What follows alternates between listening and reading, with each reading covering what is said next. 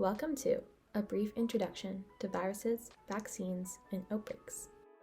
Today, we will be going over what is a virus, how do viruses replicate, common vaccine strategies, and how an outbreak may evolve into an epidemic and potentially a pandemic.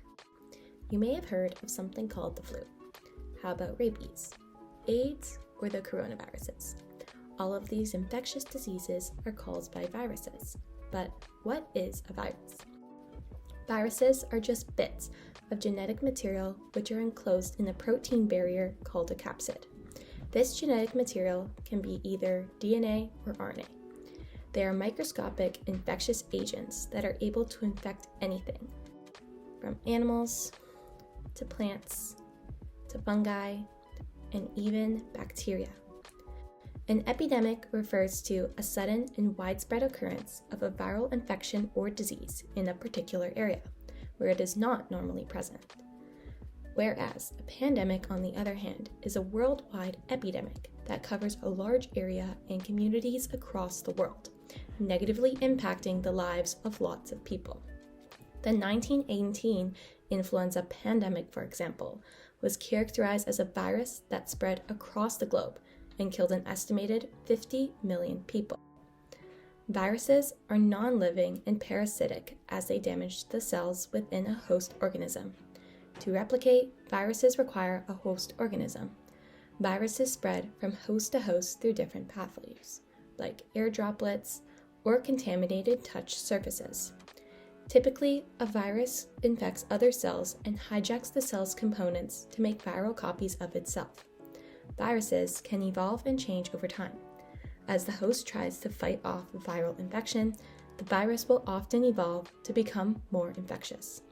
This is primarily driven by mutations that can change their composition and characteristics. For example, viruses may become more transmissible over time, leading to greater rates of infection.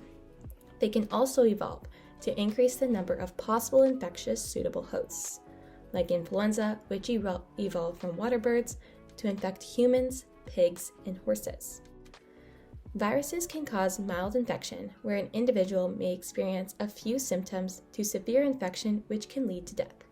Currently, antivirals and vaccines are effective in fighting against viruses and preventing infection.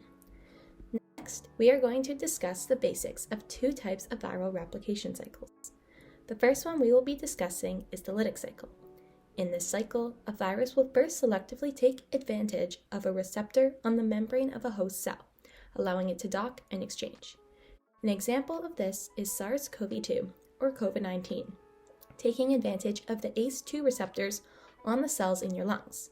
Next, depending on what type of virus it is, they can then fuse with the cell membrane and inject either its DNA or RNA genetic material into the cell.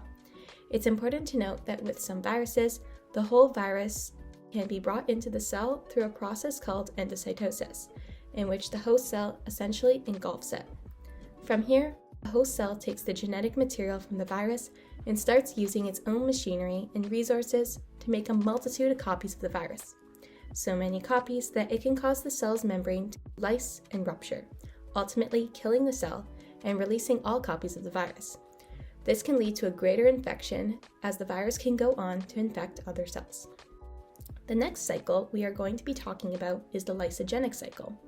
This cycle is typically longer than the Lytic Cycle, but will start in the same way, with binding to a receptor on the cell surface. Similarly to the Lytic Cycle, the virus will begin by injecting its genetic material into the host cell. However, this time, the genetic material will actually combine with the host genetic material. This can become problematic, as when the host makes new cells, it makes copies of its genetic material. It will also replicate the virus genetic material.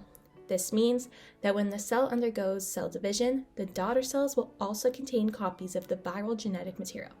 From here, it can be possible for the virus to enter back into the lytic phase and enable viral replication and release. Next, the most common vaccine strategies to combat disease include inactivated vaccines, which include the flu shot and hepatitis A shot, live attenuated vaccines, which include measles and the chickenpox, And finally, mRNA vaccines, which include the COVID-19 vaccine. To begin, inactivated vaccines use the killed version of the virus to be able to allow for immunity against that virus, whereas live attenuated vaccines, as the name suggests, use a live but weakened version of the virus to allow for immunity. Finally, mRNA vaccines use the weakened or inactivated version of the virus, just like a live attenuated vaccine, to be able to make proteins to get an immune response from the body. We will now conclude by understanding how a viral outbreak may evolve into an epidemic and potentially a pandemic. An outbreak is defined as a sudden increase in the number of cases of a particular virus. Outbreaks can be bound to either a community or a certain geographical area. Outbreaks can be in existence for a couple of days, weeks, months, or multiple years. Some outbreaks occur annually, such as influenza, and we have set preventative measures to protect ourselves around the typical rise in infections. An epidemic is an outbreak in which spread has gone beyond the expected number of people in a certain population. Epidemics are typically known as an infection spanning an entire country. Epidemics differ from outbreaks in that they are not restricted to a geographical region, but rather the greatest populace of people.